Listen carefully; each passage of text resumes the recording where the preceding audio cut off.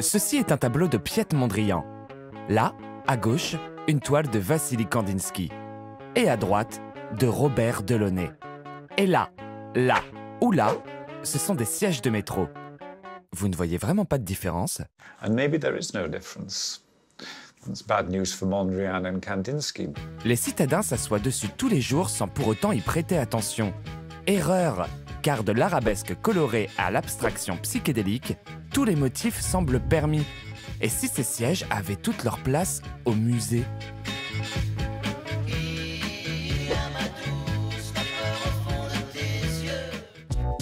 S'il y a un endroit sur Terre qui voue un culte à ses transports publics, c'est bien Londres. De leurs iconiques bus à Impérial Rouge jusqu'à leurs cocardes du métro immédiatement reconnaissables, les transports en commun sont une passion londonienne.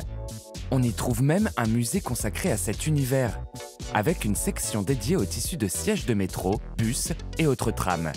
Ici, on appelle ça des... Moquette. Ok, les moquettes. Mais pourquoi un nom français au juste? Because it sounds more sophisticated than carpet.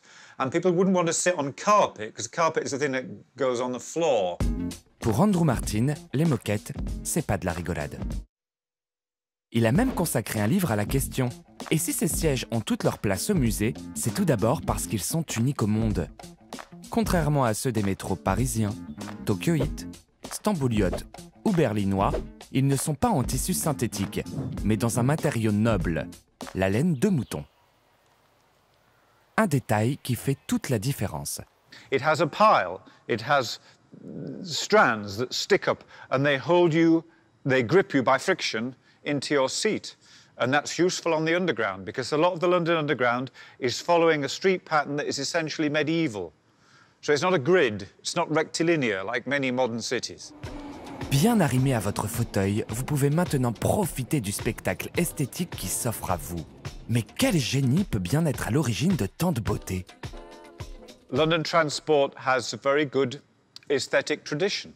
And this can be traced back to a man called Frank Pick. And he oversaw lots of aesthetic developments on London Transport. He brought in the roundel symbol. He commissioned the best artists to do posters promoting buses and tubes. He commissioned the map, the famous underground map. And he commissioned very good designers to create maquettes. Porté par le modernisme, dans les années 30, Pick fait appel à de véritables artistes pour dessiner ses fauteuils. Qu'il s'agisse du peintre surréaliste anglais Paul Nash ou de la designeuse Enid Marx, dont les motifs abstraits vont devenir un classique du genre.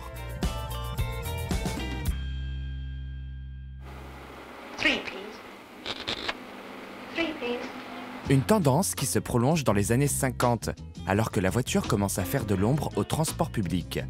Pour ramener les passagers dans les rames et les bus, il faut que ceux-ci s'y sentent à l'aise, en harmonie. Bref, comme dans leur canapé à la maison.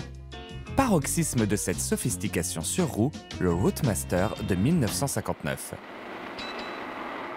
Somebody described the Routemaster as being like a gentleman's club on wheels. And its maquette is largely red and with orange. It's known as tartan and it is cozy, warm. Oubliez l'abstraction des années 30, les motifs géométriques des années 50 ou les couleurs pop des années 70 et 80. Les années 2000 signent le retour du figuratif. En 2011, les designeuses Harriet Wallace-Jones et Emma Sewell remportent un concours pour équiper les nouvelles rames avec leurs motifs Barman. The Barman maquette is not abstract, it's pictorial. It's blue and red, and it shows features of the London landscape, so you can identify the dome of St. Paul's Cathedral or Tower Bridge. Et saurez-vous reconnaître les deux dernières? Eh oui, la grande roue du London Eye et Big Ben, évidemment. Emma Sewell said that she was influenced by Russian constructivism, whereby in Stalinist Russia, a tractor might form a decorative motif. But in being representational, the Barman is really a one-off.